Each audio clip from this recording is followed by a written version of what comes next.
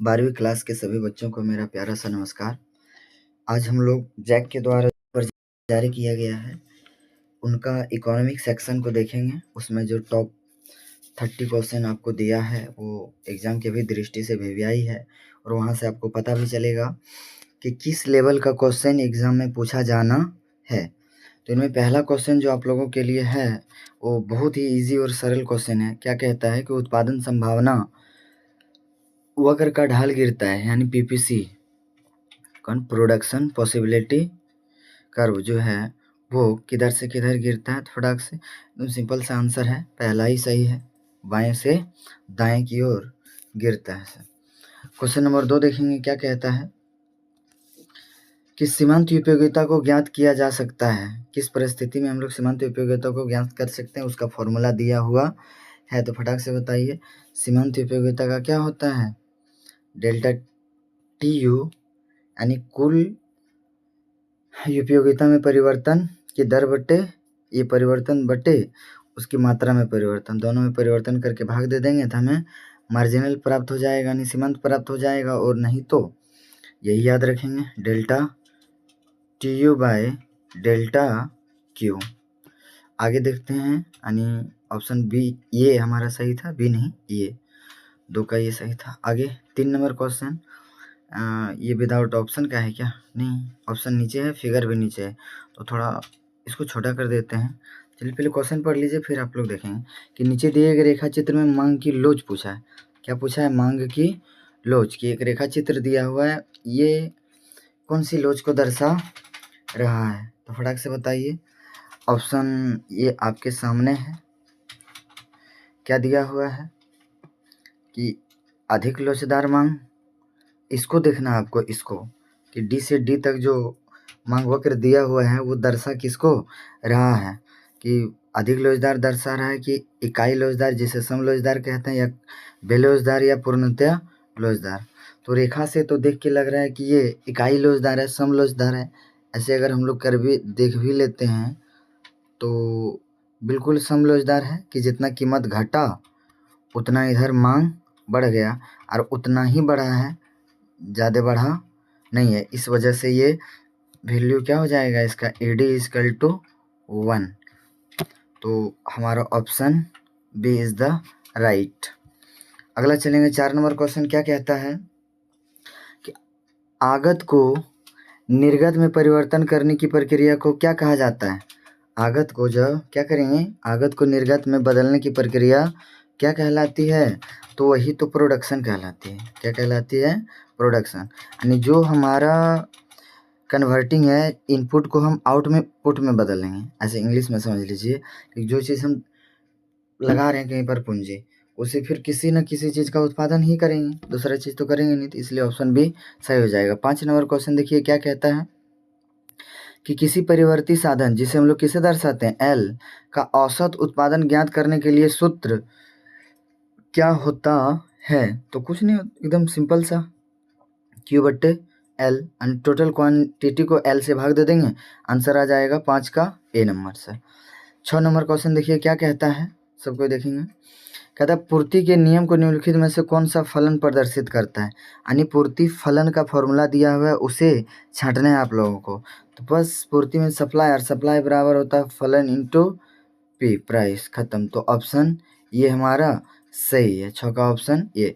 7वां number question देखिए। क्या कहता है कि निम्नलिखित में से किसने कीमत निर्धारण प्रक्रिया में समित तत्वों का विचार प्रस्तुत किया है? तो किसमें कीमत निर्धारण प्रक्रिया में समित तत्वों को दिया है? रिकार्डो ने नहीं, वालरस ने नहीं, मार्शल ने दिया है। किसने दिया है? मार्शल ने। तो 7 का सी हो जाएगा सही। चलिए आगे देखेंगे क्वेश्चन नंबर 8। क्या कहता है कि एकाधिकारी मूल्य विभेद की महत्वपूर्ण शर्त है। एकाधिकारी जो मूल्य विभेद है उसका शर्त क्या है? तो पहला क्या कहता है सर, 8 नंबर का, बाजार का पृथक होना। अगला है क्रय शक्ति में भिन्नता, मांग की लोच में भिन्नता, उपरोक्त सभी। तो हमारे अकॉर्डिंग तो यही सही है, डी नंबर उपरोक्त सही। यानी जब एकाधिकारी बाजार की बात की जाएगी तो वो सबसे हटकर ही बाजार होता है, वहाँ सब कुछ अपना नियम होता है, यानी हमारा ये भी सही है। अगला देखेंगे यहाँ कि क्रय शक्ति में भिन्नता होती है, ये भी सही है। मांग किलो भी भिन्न होता है, सबसे डिफरेंट होता है, ये भी सही है, यानी option D is the right. आगे बढ़िए। 9 नंबर क्या कहता है कि प्रतिस्पर्धा रहित बाजार में मांग वक्र कैसा होता है, यानी वैसा बाजार कि जिस बाजार में कोई कंपटीटर होता नहीं है, उस बाजार का मांग वक्र होता कैसा है। तो 9 नंबर का बिल्कुल सर औसत आगम वक्र की तरह होता है, तो 9 का सी हो जाएगा। क्या हो जाएगा? 9 का सी। 10 नंबर देखेंगे हम लोग क्या कहता है कि the general theory of employment interest and money नामक पुस्तक के लेखक कौन है। ये वीवीआई क्वेश्चन है, हर साल के मॉडल पेपर प्लस क्वेश्चन में भी अपना ये बहुत अच्छा वेटेज रखता है। तो ये किसका है? क्या कहते हैं? द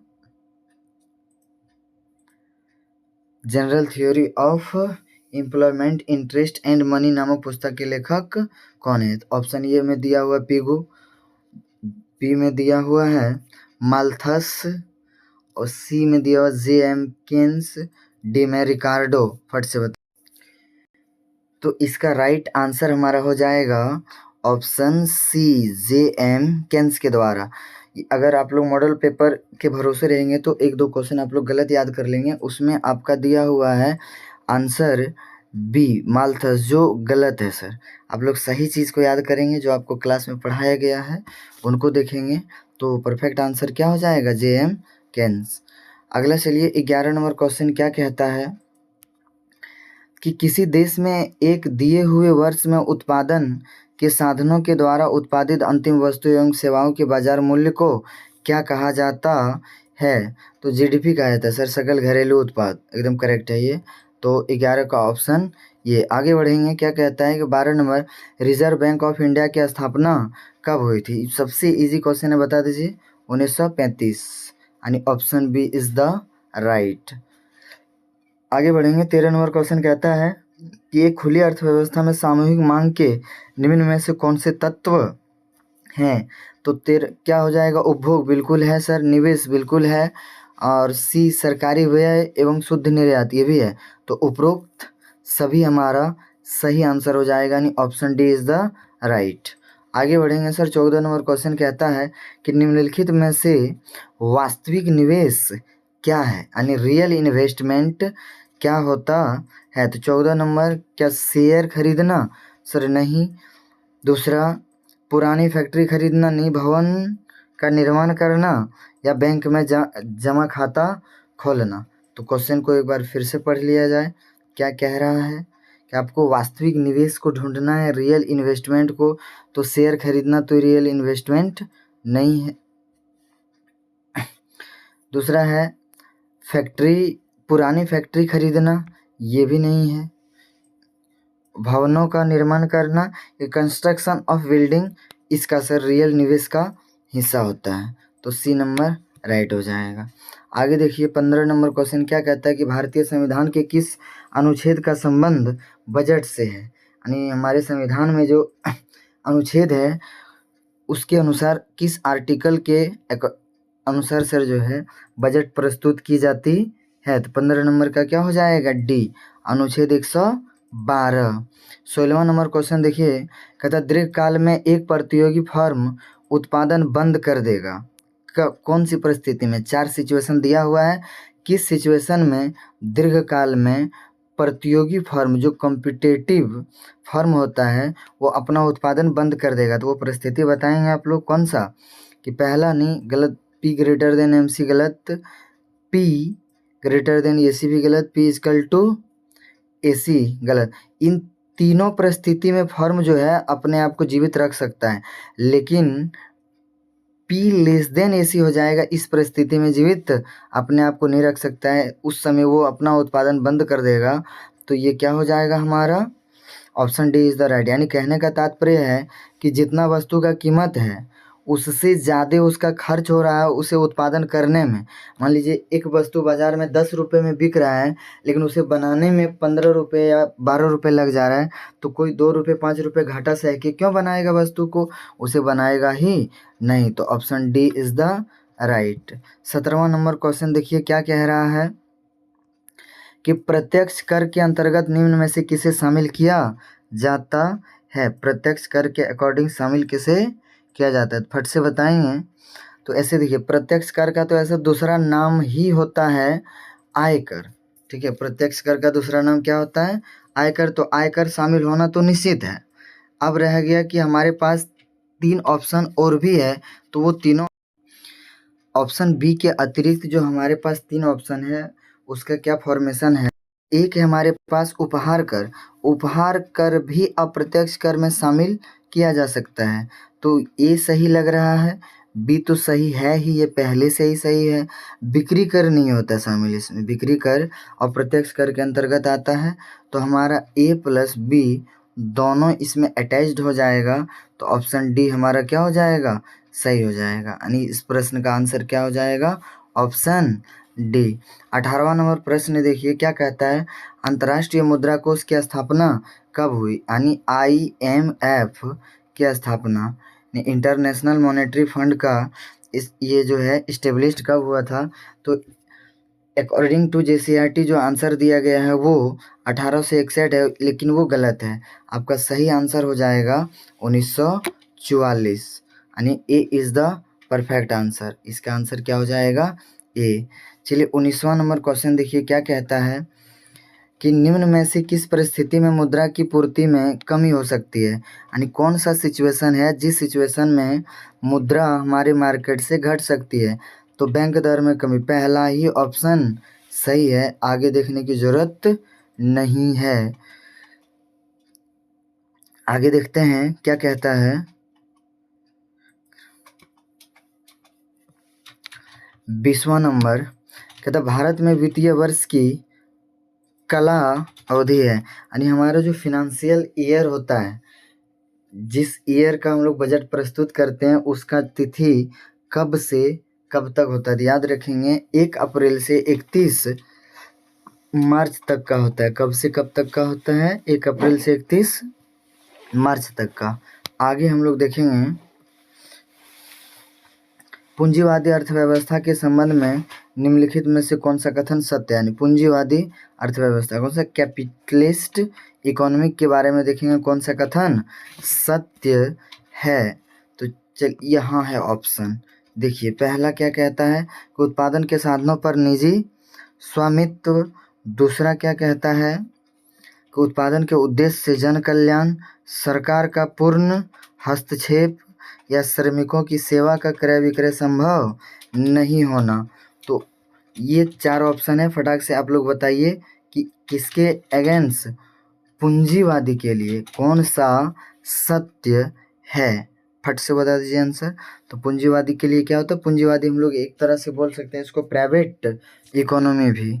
तो इसका सही आंसर क्या हो जाएगा कि उत्पादन के साधनों पर निजी स्वामित्व का होना होगा, या उत्पादन का उद्देश्य जन कल्याण होगा, या सरकार का हस्तक्षेप, श्रमिकों का क्रय विक्रय संभव नहीं।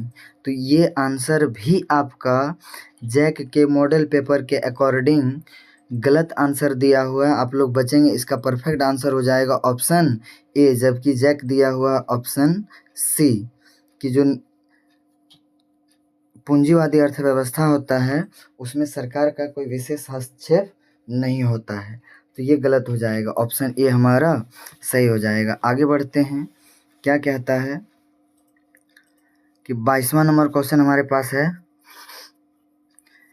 कि मान लिया जाए एक देश में 2 लाख व्यक्ति रोजगार में संलग्न है तथा 10,000 व्यक्ति कार्य करने को इच्छुक है, लेकिन उन्हें काम नहीं मिल पा रहा है। तो देश में बेरोजगारी की दर कितनी है।